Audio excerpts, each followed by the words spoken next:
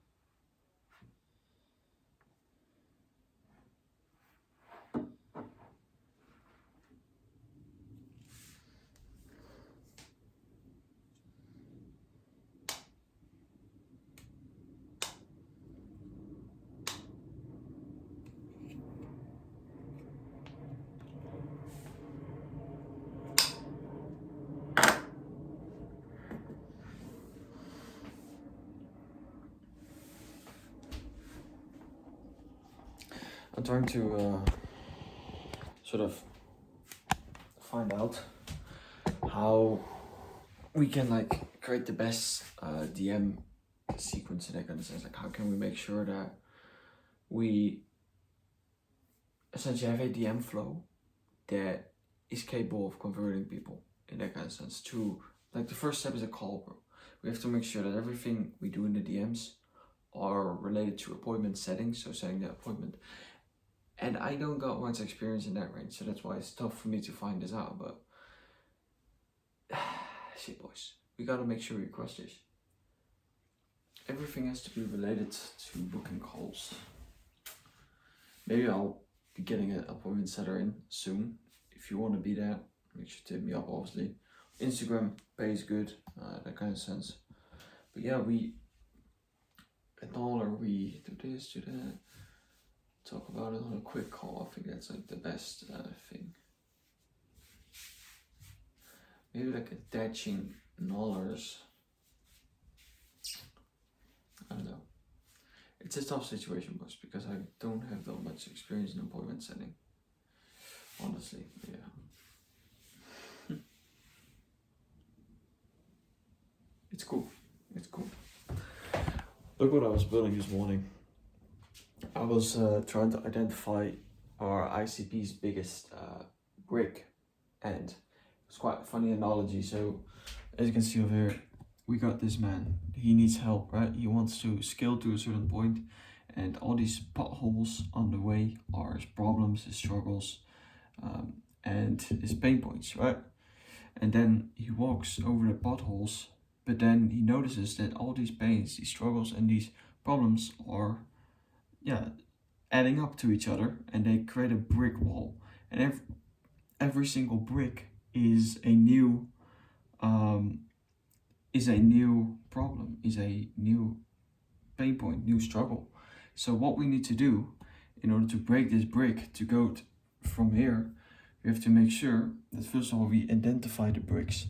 So we say, okay, one of the problems is positioning, content, attracting qualified leads, stagnation, client acquisition, setting high ticket, data decisions, copying others, getting objections on sales calls, building trust, being scared, no clear offer, inbound leads, zero inbound leads, no clear ICP, no delivery, no authenticity, consistent results. They don't have consistent results. Confidence is a problem as well, and not worth high ticket. They think that they're not worth high ticket prices. In order to, that makes a lot of sense, but in order to make sure that we break through this wall, we gotta break the bricks, right? We gotta solve for each one of these components, each one, in order to break free and be a happy motherfucker in this business, right? And to be free, we have to solve the biggest brick. And that is something I'm trying to identify at the moment, is what is the biggest problem that my ICP faces. And once you understand what the biggest problem is that a certain ICP of yours actually faces, that is when you can create content around this. That's when you can solve certain solutions to the problems that this ICP face. Because once you understand your ICP in a very good way, it's so easy, man. It's literally so easy to create content, to get the messaging clear and that kind of stuff. So yeah, that's what I wanted to talk about, I guess. Nothing more, to be honest. Gotta get back to work. It's a boring lifestyle. I know, not for me though. I love it. I've never been, it's quite weird, right? Because I've never, in the past 2-3 years, never not worked a single day in my life. I was always busy, even like 3 years ago, with building on things. And I think that's also because I sort of brainwashed myself into believing that not working, not building on something that you truly enjoy is bad. So every time I was scrolling, for instance, back in the day, I used to feel shit because I knew, okay, this is not going to push me forward. And that's where like the brainwashing part really comes into place, where you have to make sure that if you want to be successful in certain areas in life, you have to brainwash yourself into believing that the path you're on, first of all, is the only right one. And also into believing yourself that everything that doesn't align with that path is disgusting and that you have to neglect immediately, right? That is essentially how I was able to do X, do Y. And it's quite funny. It's quite funny. Yeah, man. It's awesome. Shit's fucking awesome.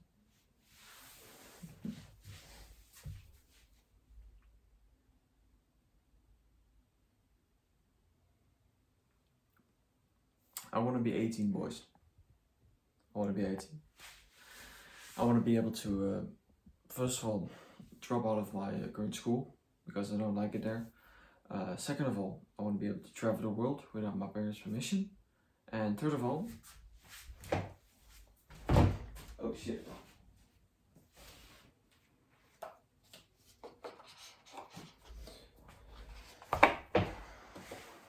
Third of all, I want to be able to get into crypto. Tenjin wallets, I already got them, bro. 3 pieces, Tenjin wallets. Don't try to rob me because I'm not 18, so I don't have any money on these.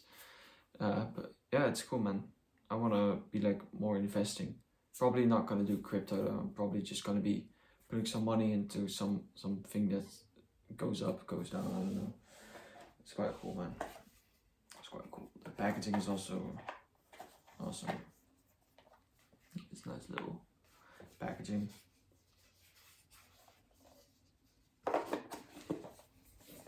It's cool. I want to be 18, boys. Sir.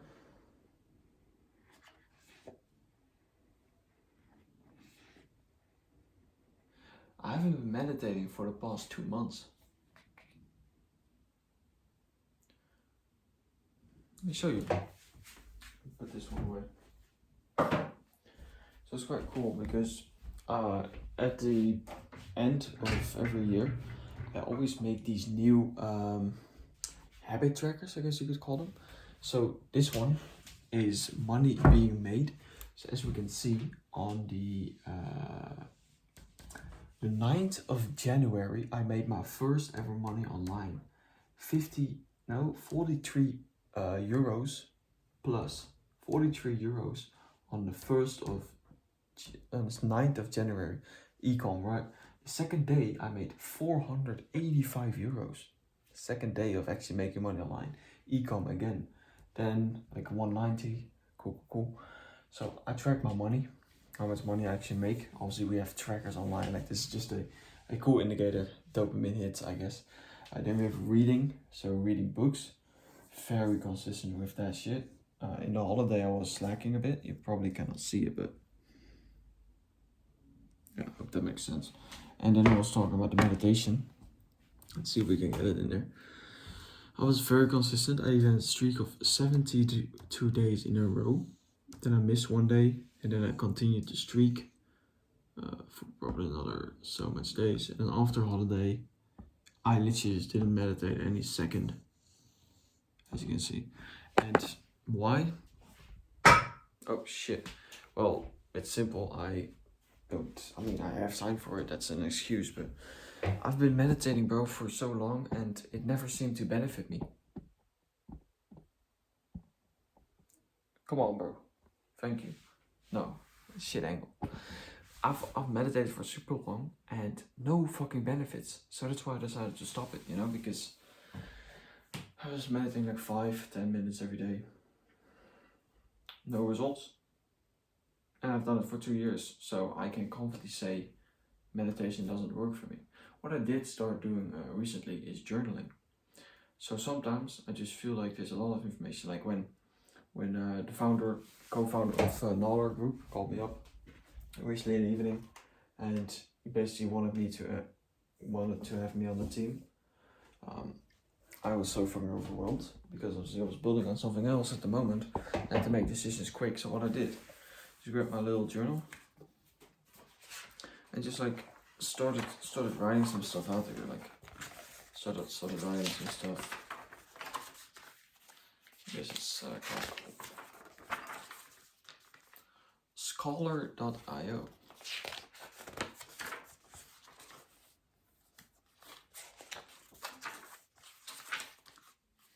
just getting everything clear, man. Get everything clear in your mind. My way of journaling has always been, first of all, like just speaking to a camera. That's also a way of journaling, but sometimes I just like to have some music on and just journal away, man. It's awesome. It's awesome. Yesterday I got pitched by someone that lives 10 kilometers away from me. That was quite cool. I was just analyzing how he actually framed his sales call. I said at the end of the call, bro, I was never willing to invest into you on this call. So that's cool. But I was just analyzing how was he actually selling. It was quite cool, man. I really liked him. Like, he's a good guy. He has the confidence, etc., etc. But yeah, sometimes you win some, sometimes you lose some. For him, it was a loss, you know. So Van Mossel. Van Mossel is a car selling company. Do you know what Scholar does? Scholar is the official reseller of the Noller Group. And Noller, no, never mind. I'm not gonna pitch you. Don't you worry, Bo. Don't you fucking worry. Don't you fucking worry. Should we end it here? I think I've given some value. I think this was not a worthless vlog.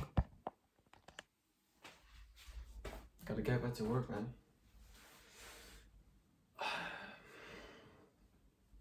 Shit. Have I showed you guys this? You would think, oh, just some normal cool headphones, right? Well, listen up.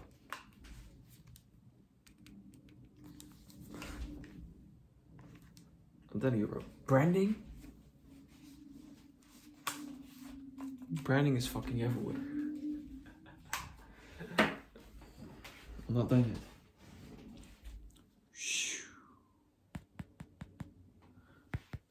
Pepijn e-company. And there are going to be different names under Pepijn e-company. First one is going to be Scholar. It's one of the companies that we run at Pepijn e-company. How many employees do we have?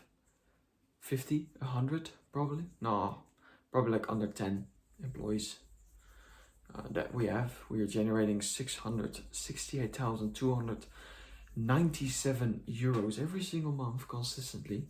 And obviously scaling up every single month, so making a bit more every single month. So that's cool. But yeah, that's our company, man. Pepijn e-company.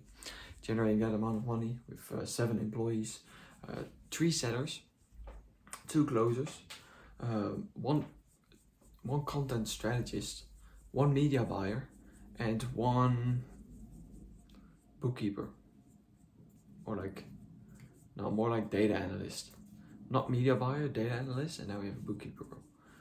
8 people working in total for the company, including me, right? I'm just talking to myself in the future, because when I'm looking this back, in what is it, a year, 2 years, 3 years, 4, 5, 6, 7, 8 years, it's gonna happen, boys. It's gonna happen. You know, it's cool when you just know deep down that you're going to make it, no matter what. No matter fucking what. So yeah. See ya.